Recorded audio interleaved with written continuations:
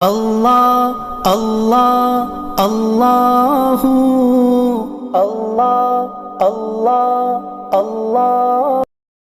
بسم اللہ الرحمن الرحیم۔ الحمد للہ رب العالمین، والصلاة والسلام علی سید المرسلین وخاتم النبیین محمد وآلہ واصحابہ اجمعین، اما بعد، فاعوذ باللہ من الشیطان الرجیم۔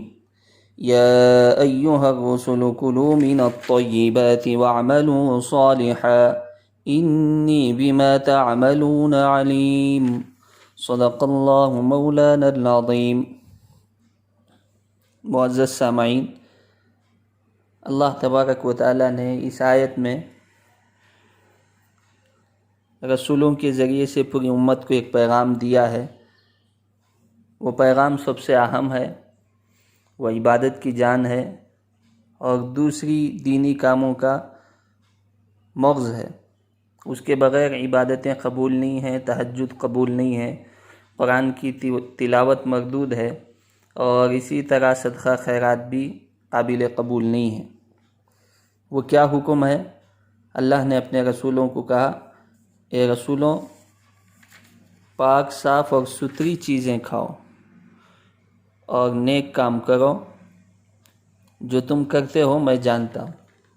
یعنی اللہ تبارک و تعالیٰ نے اس آیت میں حلال مال اور حلال چیزیں کھانے کا حکم فرمایا ہے۔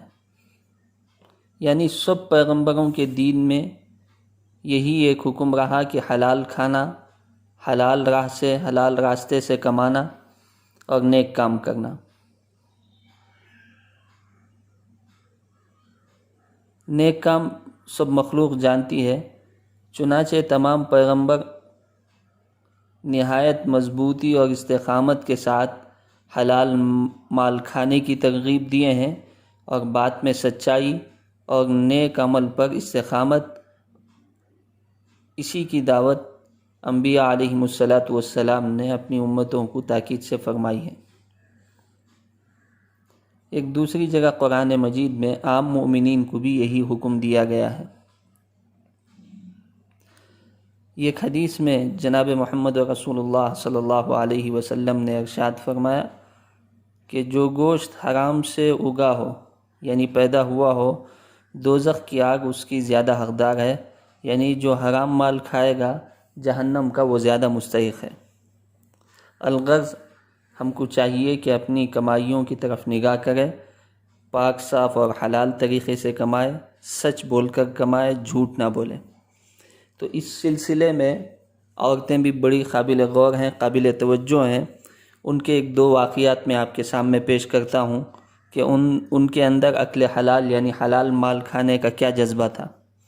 حضرت رابعہ ادویہ نے اپنے باپ کو کہا، اے میرے باپ، میں آپ کو حلال میں حرام نہیں ملانے دوں گی، کہ آپ ہمیں کھلائیں، ان کے حرام مال کھلائیں، اس کو میں گوارا نہیں کرتی، پسند نہیں کرتی۔ ان کے باپ نے کہا کہ اگر حرام کے علاوہ کچھ نہیں، تو انہوں نے کہا اس دنیا میں بھوک پر صبر کر لینا آخرت میں آگ پر صبر کرنے سے بہتر ہے۔ تو معزز خواتین کے لیے بھی یہ خطاب ہے کہ دیکھیے عورتوں کے اندر بھی کیا جذبہ تھا۔ حلال مال کھائیں گے، حرام مال ہو تو صبر کر لیں گے، بھوکے رہیں گے، فاقے کر لیں گے، لیکن حرام مال نہیں کھائیں گے۔ یہ ان عورتوں کے جذبے تھے، تبھی جا کر اللہ تبارک و تعالیٰ نے ان کو اتنا بلند مقام عطا فرمایا۔ اور اسی طرح ایک واقعہ لکھا ہے خواتین اسلام کا مثالی کردار ایک کتاب میں، کہ معاذہ ادویہ نے ام اسود بنت زید ادویہ کو دودھ پلایا، اور ام اسود نے کہا، مجھے معاذہ ادویہ نے کہا میرے دودھ کو حرام کھانے سے گندا نہ کرنا، میں نے محنت سے تجھے دودھ پلایا ہے کہ کوشش کر کے حرام نہیں کھانا، حلال کھانا، تاکہ مالک کی نافرمانی نہ ہو جائے۔ تو اس سے معلوم ہوتا ہے جو شخص حرام مال کھاتا ہے تو اس کے اندر اللہ کی نافرمانی کے جذبے پیدا ہو جاتے ہیں، اور اللہ کے فیصلوں پر راضی رہنا۔ اور ام اسود فرماتی ہیں، میں نے جب بھی شبہ والی چیز کھائی، مجھ سے کوئی فریضہ یا میرا کوئی ورد رہ گیا۔